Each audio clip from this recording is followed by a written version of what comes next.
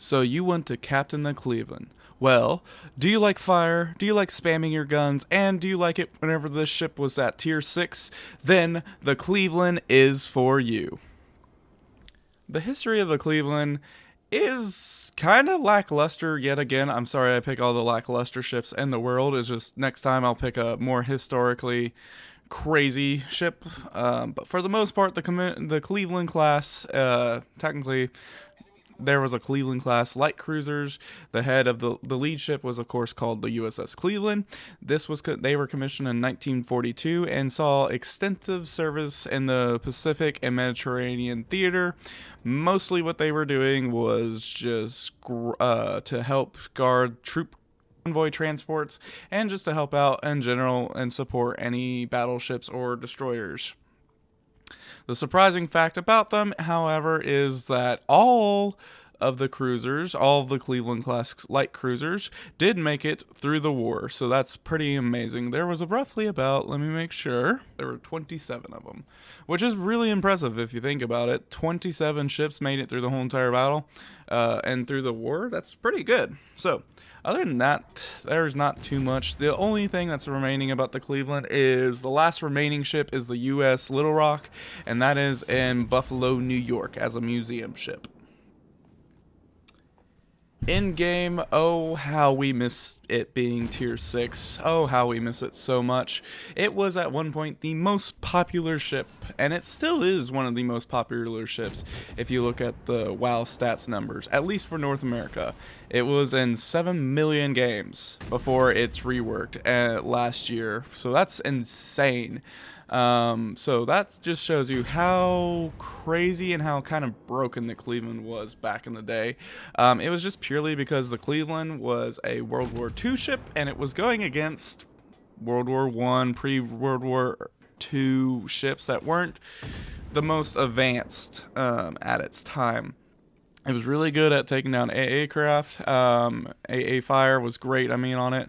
And for the most part, you were setting things on fire left, right, and center. You were setting destroyers on fire. You were setting other cruisers on fire. And you were setting battleships on fire. It was truly the HE spammer of all HE spammers.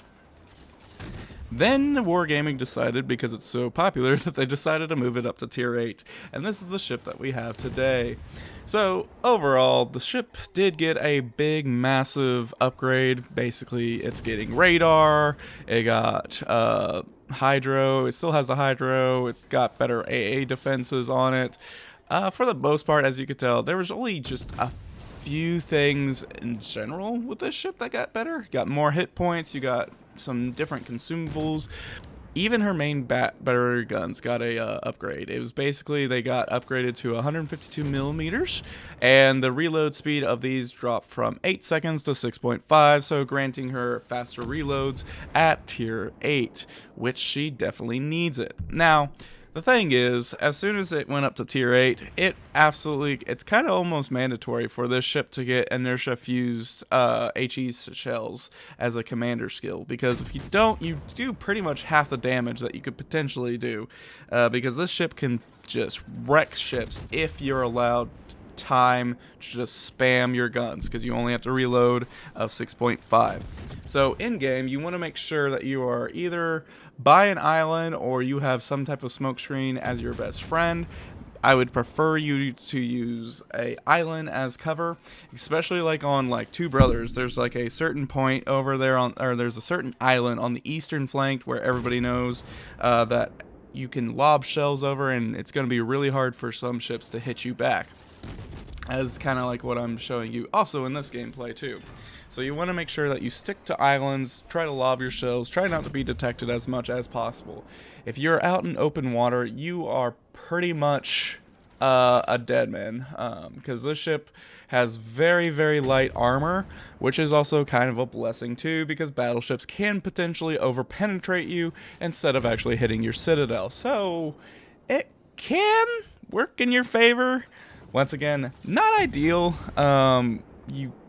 You don't want to be out in the middle of the open water with this ship, because basically the armor is weak pretty much all around, especially your deck armor. So if you get any shells that are at a high arc and coming in, they are mostly going to hit you.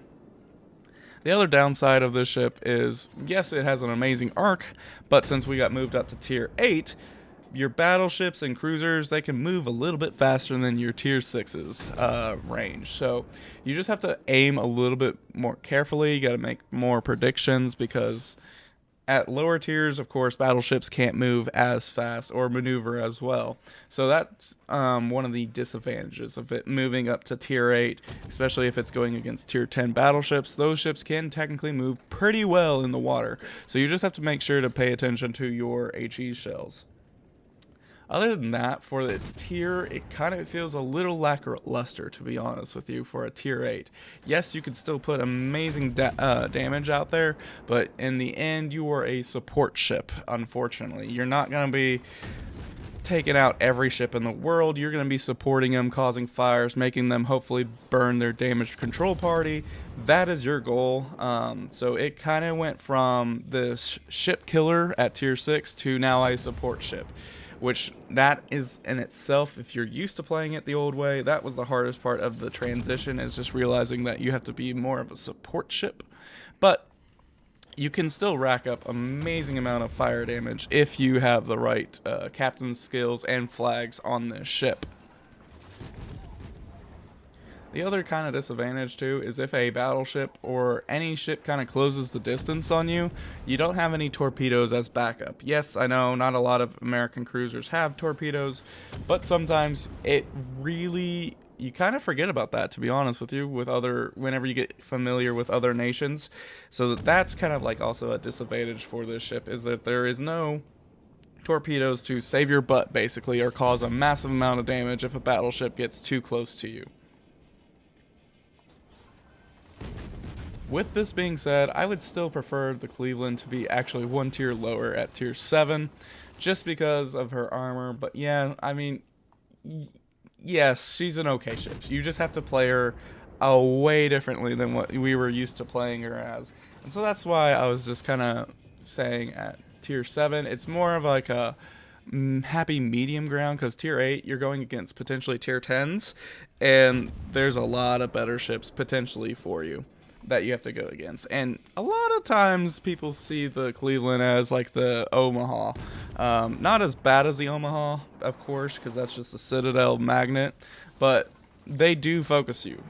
You feel it, especially if you're accidentally getting open water, just trying to like reposition yourself or something along those lines. So always try to stick to the islands and make that your best friends.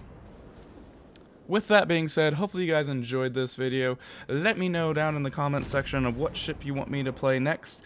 And other than that, hopefully you guys stay subscribed so that you can see my next video, and have a wonderful day. Thanks, bye-bye.